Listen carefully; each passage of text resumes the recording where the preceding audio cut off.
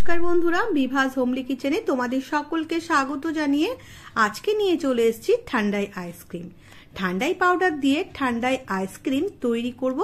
একদম বাজারের মতো কেনা আইসক্রিমের থেকেও দারুণ টেস্টি এই আইসক্রিমটা তোমরা খুব কম সময়ে অল্প পয়সা খরচা করেই কিন্তু বানিয়ে নিতে পারো। বাইরে যে কোনো নামি দামি কোম্পানির আইসক্রিম আমরা অনেক বেশি টাকা খরচা করে কিনে আনি এবং সেটি স্বাদও কিন্তু সবসময় অত ভালো হয় না।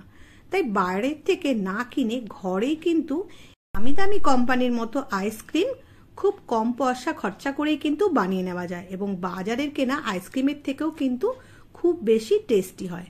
আর এই আইসক্রিমটা একবার খেলে তোমাদের কিন্তু বারবার মন চাইবে ঠিক এই রকম আইসক্রিম বাড়িতে বানিয়ে খেতে। তাহলে বন্ধুরা, তোমাদের কাছে এই আইসক্রিমের রেসিপিটা আজকে আমি নিয়ে চলে এসেছি, তাহলে ফুল ভিডিওটা তোমরা অবশ্যই কিন্তু দেখবে। সবার প্রথমে গ্যাসে একটা প্যান বসিয়ে এর মধ্যে 3 কাপ ফুল ফ্যাট দুধ নিয়ে নিয়েছি।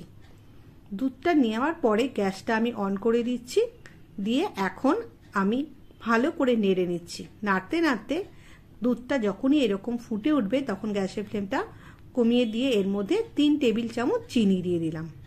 চিনিটা দেওয়ার পরে গ্যাসের ফ্লেমটা মিডিয়াম করে আবার একটু নেড়ে নেব। নেড়ে দুধটা ফুটিয়ে নেব।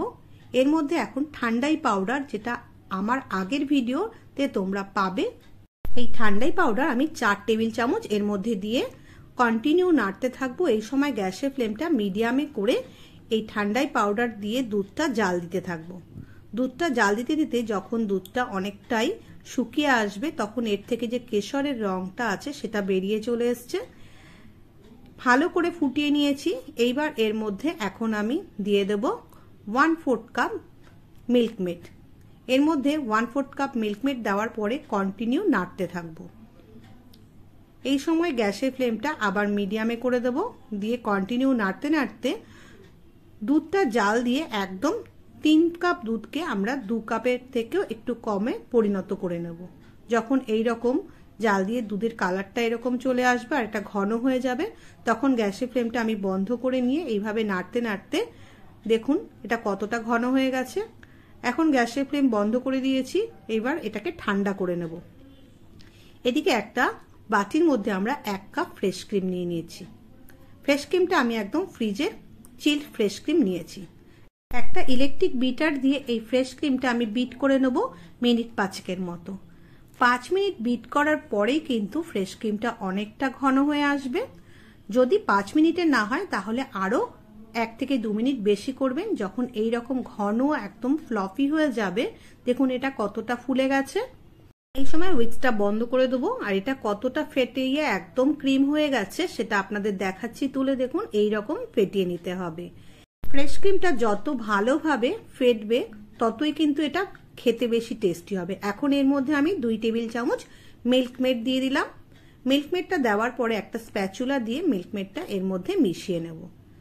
এই সময় ইলেকট্রিক বিটার দিয়ে বিট করার দরকার নেই, স্প্যাচুলা দিয়ে এটা মিশিয়ে নিলেই হয়ে যাবে।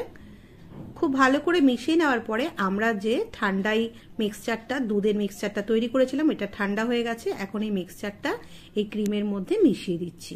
দেওয়ার পরে ইলেকট্রিক হুইক্স দিয়ে আরো 2 থেকে 3 মিনিট খুব ভালো করে ফেটিয়ে এর মধ্যে মিশিয়ে নিচ্ছি। দেখুন কত সুন্দরভাবে এটা মিশে গেছে আর এটা একটা পুরো ক্রিমি ক্রিমি টেক্সচার এসেছে। এখন এই মিক্সচারটা আমি একটা এরকম প্লাস্টিকের কন্টেনার নিয়েছি। বাজার থেকে আমরা যখন যে কোনো আইসক্রিম কিনে আনি তার যে কোনো কন্টেনারে আপনারা এটা নিতে পারেন বা যে কোনো টিফিন বক্সের মধ্যেও এটা দিতে পারেন। আমি এটা ঢেলে এবার ওপর থেকে গার্নিশ করার জন্য কিছু ড্রাই ফ্রুটস একটু বড় বড় করে কেটে নিয়েছিলাম। এইভাবে দিয়ে একটু নেড়ে নিচ্ছি যাতে আইসক্রিমটা খাওয়ার সময় এই ড্রাই ফ্রুটসটা মুখে পড়ে। এবার এর ওপর দিয়ে আরো কিছুটা ড্রাই ফ্রুটস এরম ভাবে দিয়ে দিচ্ছি ডেকোরেশন করার জন্য। আমি এখানে কাজু আর কাঠবাদাম ব্যবহার করেছি, আপনারা চাইলে পেস্তাও ব্যবহার করতে পারেন। আর ওপর থেকে কিছু গোলাপ ফুলের পাপড়ি এইরকম ভাবে দিয়ে এই মিক্সচারটাকে ডিপ ফ্রিজে 8 থেকে 10 ঘন্টার জন্য ঢাকনা বন্ধ করে রেখে দিয়েছিলাম।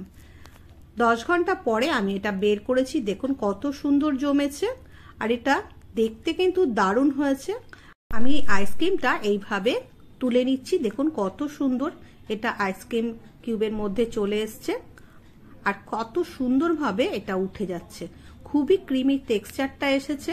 এইরকম ভাবে আপনারা বাড়িতে কিন্তু খুবই অল্প খরচায় একদম দোকানের মতো দামি আইসক্রিমের মতো এই ঠান্ডাই আইসক্রিম তৈরি করে নিতে পারেন। যেমন টেস্টি খেতে, তার স্বাদও কিন্তু সেই রকম। বন্ধুরা, আমার এই ঠান্ডাই আইসক্রিমের রেসিপিটা আপনাদের কেমন লাগলো অবশ্যই আপনারা কমেন্ট বক্সে কমেন্ট করে জানাবেন।